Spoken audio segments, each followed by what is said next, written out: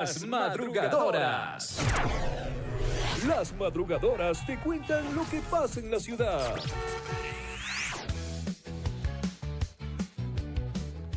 Son las 6 de la mañana con 46 minutos y es tiempo de empezar nuestra entrevista. Y es que vamos a conversar este día con Mónica Merino. Ella es coordinadora de comercialización de MHIRS, con quien vamos a hablar sobre la ordenanza reguladora del manejo de desechos sanitarios. Ponga muchísima atención a esta ordenanza y cuáles son estos artículos que contienen. Bienvenida, Mónica, a este espacio. Les saluda Daniela Ruiz y Estefanía Santillán. Bienvenida. Hola Daniela, hola Estefanía, muy buenos días. Muchísimas gracias por esta entrevista que es algo tan importante justamente para la comunidad. Importantísima, Mónica. Ahora sí, coméntenos para que quienes nos están escuchando sepan de qué se trata esta ordenanza y cuál es este objetivo para que tengan conocimiento.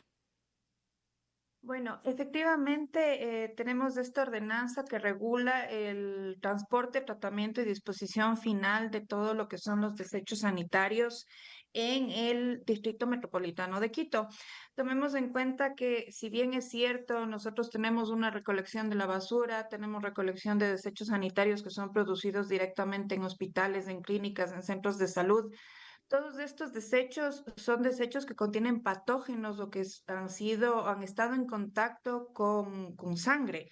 Entonces, efectivamente, o con cualquier tipo de residuo humano. Entonces, efectivamente, esto puede generar una contaminación tanto en el medio ambiente como una contaminación a nivel de la colectividad. Ujú. Recordemos nosotros que lamentablemente tenemos gente inescrupulosa que no hace un tratamiento y una disposición final efectiva de este tipo de desechos y nosotros ya pasamos por un tema como lo que fue el COVID. Entonces, efectivamente, este tipo de desechos lo que puede generar es esta contaminación que les estoy comentando. En esta gestión, nosotros hemos tenido cerca de 12 denuncias del ECU 911 donde efectivamente algunas personas han depositado este tipo de desechos en la vía pública, en terrenos baldíos, en quebradas. Recordemos que nosotros tenemos obviamente niños que transitan por las calles, tenemos animalitos que tal vez también han sido dejados en sitio de calle y obviamente el abrir estas bolsas con este tipo de desechos, pues lo que genera es una contaminación terrible, tanto para el medio ambiente como para la comunidad. Pensando en todo esto, si bien es cierto, en la Constitución reza que los gobiernos municipales son los encargados y los llamados a justamente hacer este tratamiento y disposición final de todo lo que son los desechos, pues efectivamente el Distrito Metropolitano de Quito, el Consejo en sí, el 25 de abril, Ujú. eh, aprobó por unanimidad justamente esta ordenanza. Y esta ordenanza lo que hace es que ahora EMGIR sea el único encargado y responsable del tratamiento y disposición final de este tipo de desechos, porque en la ciudad hoy por hoy se generan 12 toneladas diarias de este desecho Ujú. y nosotros única y exclusivamente hacemos el tratamiento de 4 toneladas. Entonces, lamentablemente, no todos, pero sí algunos gestores de este tipo de desechos pues no hacen una disposición Ujú. correcta de esto. Mónica, Entonces, justamente por esto se ha dado esta ordenanza. ajá, justo Mónica iba a esa pregunta porque esta ordenanza fue aprobada en el mes de abril y parte de esta ordenanza también era que se debía establecer un catastro para poder saber cuáles son ya estos espacios en donde se generan estos desechos. Por ejemplo, estaba ahí incluso centros odontológicos, clínicas veterinarias, estos centros de estética y belleza. ¿Cómo se ha ido, no sé, ya realizando este catastro? Ya ellos ya tienen estas LUAEs porque nos explicaban también que mediante la LUAE ya ustedes iban a canalizar esta recolección de estos desechos en cada uno de estos establecimientos. Capaz y algunos establecimientos no tienen o no están en este catastro y eso hace también que, como usted menciona, no se pueda identificarlos y hacer esta recolección específica.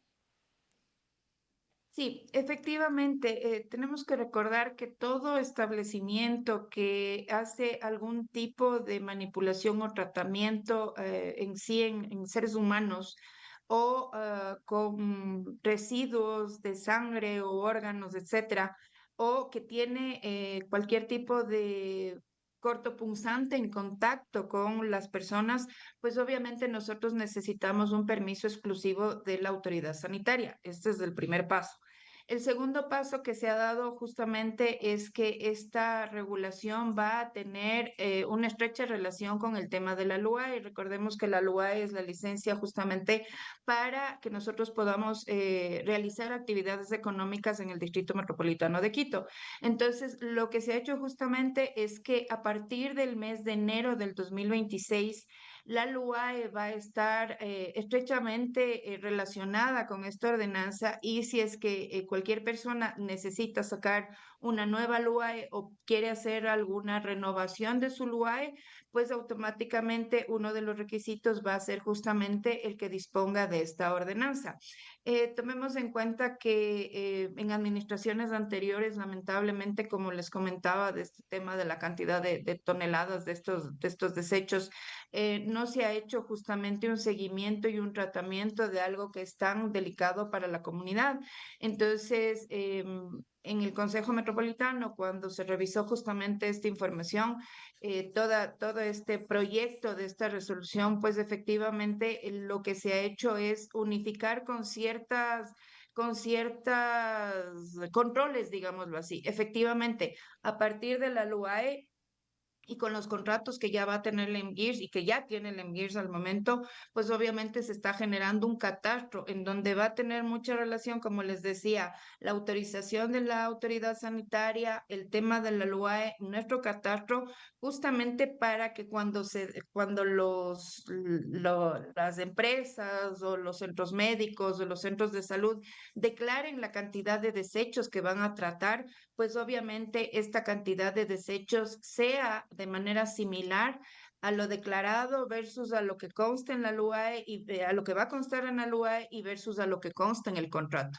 Entonces, en el contrato con Mingirs. Entonces, esto lo que va a generar es justamente que nosotros podamos tener este control de que efectivamente se está haciendo el tratamiento y la disposición final efectiva de este tipo de desechos. Mónica, sería bueno también comentarle a la comunidad qué es lo que se hacía con estos desechos sanitarios antes, como usted bien decía, ¿no? Se están generando 12 toneladas en la capital, solo 4 estaban siendo realmente manejadas de la forma adecuada. ¿Qué es lo que sucedía con con estas otras 8 toneladas? ¿Qué pasaba? ¿Dónde se disponían? ¿Y cuál es la afectación que ambientalmente causa?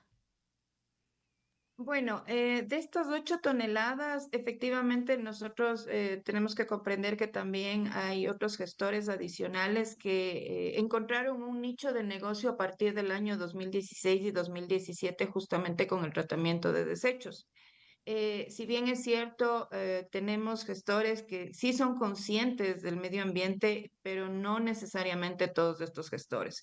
Entonces, de estas 8 toneladas, tenemos conocimiento que más o menos como 2, 3 toneladas más adicionales, pues obviamente lo tratan otros gestores que también tienen, obviamente, condiciones específicas de tratamiento, tanto por la autoridad sanitaria como por normativa internacional de este tipo de desechos. Pero el resto de desechos, pues obviamente van a terminar en las quebradas, van a terminar en terrenos baldíos, y obviamente la afectación, como yo les decía, el ejemplo más claro que nosotros tenemos de una contaminación, no solamente nacional, sino una contaminación que hubo un brote mundial de un contaminante, porque justamente cuando nosotros, por ejemplo, vamos a un hospital y nosotros tenemos COVID, obviamente para hacernos el examen del COVID, pues todos estos implementos están en contacto con este tipo de